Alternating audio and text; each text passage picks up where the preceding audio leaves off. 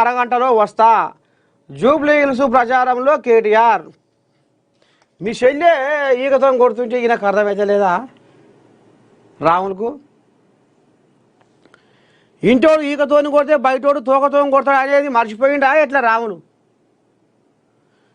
కాళేశ్వరం కథ ఏందో మీ చెల్లె చెప్తూనే ఉండే. చదువు బుడపోరగాలగాక చదువు పంతులు బల్లె చదువు చెప్పినట్టుగా మీ చెల్లె ఊరు తిరిగి ఇప్పుడు జాగృతి జనం బాట పేరు మీద ఊరు తిరుగుతూనే ఉండే. మీ శైలి ఏం చెప్తుందో అర్థమవుతలేదా రాములు? ఇంటలేవా? చెవులు వినొస్తలేవా?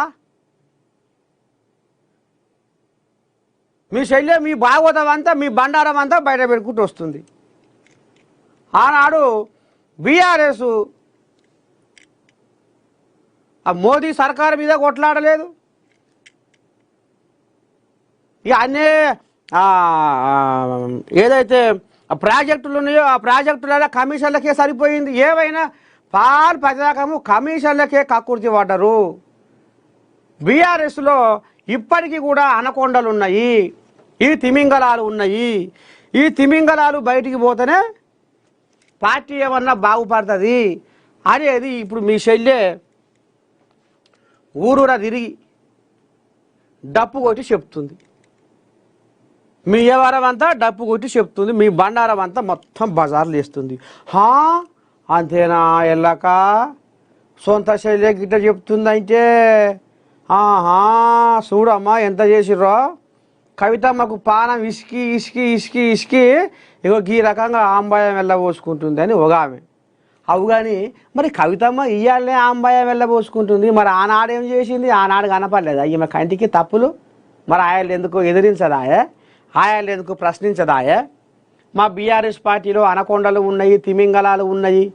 పేదల సొమ్ముకు నోసి పుట్టిరు, అక్రమంగా సంపాదించుకుంటురు, అడ్డగోలుగా సంపాదించుకుంటురు, దోసుకొని దాచుకుంటురు. బయట దేశాలలో బగ్గ మస్తు ఆస్తులు కూడా పెట్టుకుంటురు, ఇక్కడ సంపాదించింది కాక అని మరి ఆయనలో ఎందుకో అనదా కవితమ్మ? గియాల వచ్చనేమమ్మా ఆమెకు ఈగురము అని ఇంకొక ఆమె.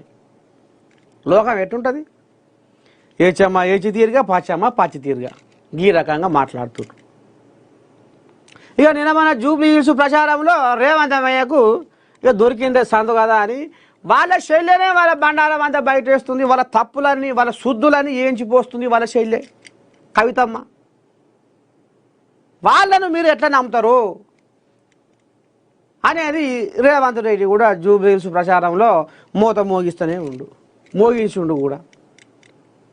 నువ్వేం చక్కన అర్ధరాత్రి ఫోన్ చేసినా అరగంటలో వస్తా. అమ్మా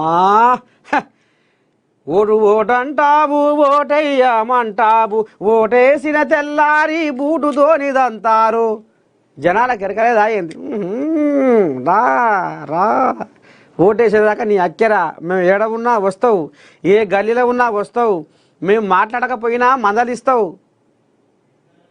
కడుపులో తలకాయ పెట్టి మాట్లాడతావు, నవ్వుపిస్తావు, మురిపిస్తావు, ముచ్చటిస్తావు అని జనాలకు తెలియదా అయింది. ఈనాట అర్ధరాత్రి ఫోన్ చేసి ఉరికొస్తాడట. గిసొచ్చి కథలు నడుస్తున్నాయి. ఎందుకయ్యా రాములు ఇంకా అనవసరంగా నువ్వు నోరు ఈ నోరు తీయడ బాపుకుండే ఉంది కానీ నీకు ఏం ఉద్దారకం లేదు, ఏం ఎక్కడికి వచ్చే వ్యవహారం లేదు. త్వరగా ముడుచుకొని ఉండవలసిందే. ఇప్పుడు ఎందుకంటే మీ శల్య చెప్తుంది కదా ఊరూరు తిరిగి మా బీఆర్ఎస్ పార్టీలో తిమింగలాలు ఉన్నాయి, అనకొండలు ఉన్నాయి, ఏం ఉద్దారకం చేయలేదు, కార్మికుల కష్టాలు ఎప్పుడు కూడా వాళ్ళు అసలు పట్టించుకోలేదు. ఆనాడు బీఆర్ఎస్ ప్రభుత్వం విఫలమైంది. అమరవీరుల కుటుంబాలకు 1200 మంది తెలంగాణ కోసం చచ్చిపోతే ఏదో ఆడంగా ఆడంగా 580 మందికి యాలమల్ల అని కతిమొల్లని పారేస్తుంది. కతిమొల్లను ఓరసూపు చూస్తుంది. మరి వాళ్ళ అడ్రస్ తెలవకపోయిందా? వాళ్ళ జాడ తెలవకపోయిందా? ఎట్లా మర్చిపోతుంది? ఇంత అన్యాయమా? అన్యాయం జరిగింది వాస్తవమే అని మీ శల్య కూడా అమరవీరుల స్తూపం సాక్షిగా మాట్లాడే క్షమాపణ కోరుతున్నా అని చెప్పి మా అన్న చేసిన ఉద్ధారకం మా అయ్య చేసిన ఉద్ధారకానికి నేను క్షమాపణ కోరుతున్నా. అమరవీరుల కుటుంబాలకు నష్టం జరిగింది. నిజంగా కూడా అమరవీరుల కుటుంబాలకు న్యాయం జరగవలసి ఉండే. ఎందుకంటే వాళ్ళు ప్రత్యేక తెలంగాణ కోసము ఎన్నో పడరాని పాటలు పడుకుంటా ఆఖరికి వస్తరకల్లా ప్రాణాలే ఇచ్చిర్రు. ఇక ఇంతకంటే ఇంకెక్కువ ఏం కావాలి? తెలంగాణ కోసం వాళ్ళ ప్రాణాలే ఇచ్చిర్రు. మరి ఆ అమరవీరుల కుటుంబాలను ఆదుకోవాల్సిన అవసరం లేదా? కొత్తది గొర్రెల మడుగు, పాతది బర్రెల మడుగు. తప్పు జరిగింది వాస్తవమే. బీఆర్ఎస్ హయాంలో తప్పు జరిగింది వాస్తవమే. అమరవీరుల కుటుంబాలకు అన్యాయం జరిగింది యథార్థము అని మీ చెల్లె అమరవీరుల స్తూపం సాక్షిగా పబ్బది బట్టి తెలంగాణ సమాజానికి క్షమాపణ చెప్పే. చూడలేదా నువ్వు? సోషల్ మీడియాలో కోడై కూసే. నువ్వు ఇవాళ కళ్ళబోలి మాటలు ఇసిరి పెడతా ఉన్నావు. ఎవరు నమ్ముతారు నిన్ను? నమ్ముతారా రాములు?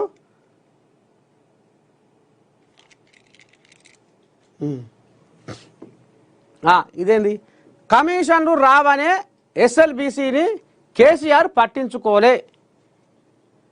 చూసావా? మిషన్ కాకతీయలో కమిషన్లే, మిషన్ భగీరథలో కమిషన్లే. వాయ్యా మిషన్ భగీరథ 40,000 కోట్ల ఏదో కథ నడిపిస్తే ఓవ్వా బసార్ల పోయింటి. ఇక ఆయన కిష్టియా కడుపు సాదకుండా మెగా కిష్టియా అమ్మో అచ్చమైన కోడిలాగా ఉత్తదే. ఆ పైపులు ఏమన్నా నాణ్యత బిర్రు, ఎండకు ఎండి వానకు నాని ఉన్న పైపులు పెడసలం బట్టి ఎట్టుంటాయి? అగో గసబంటి పైపులు వేసిర్రు. ఇక ఆ పైపులు చల్లకుండా మిషన్ భగీరథ. ఇక ఆ పైపులు చల్లకుండా శివుడు జిమితే నీళ్లు నీ దండం పెడితే ఆకాశానికి ఎగిరినాయి నీళ్ళు. రోడ్లన్నీ ఆగం, రోడ్లు మొత్తం చెరువులైనాయి. ఆగం జగన్నాథం అన్న స్కామే.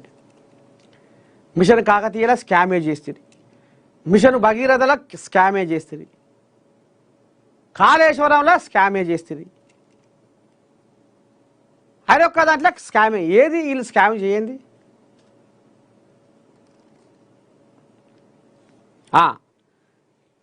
ఆఖరికి వస్తారు కల్లా ఎస్ఎల్బీసీని.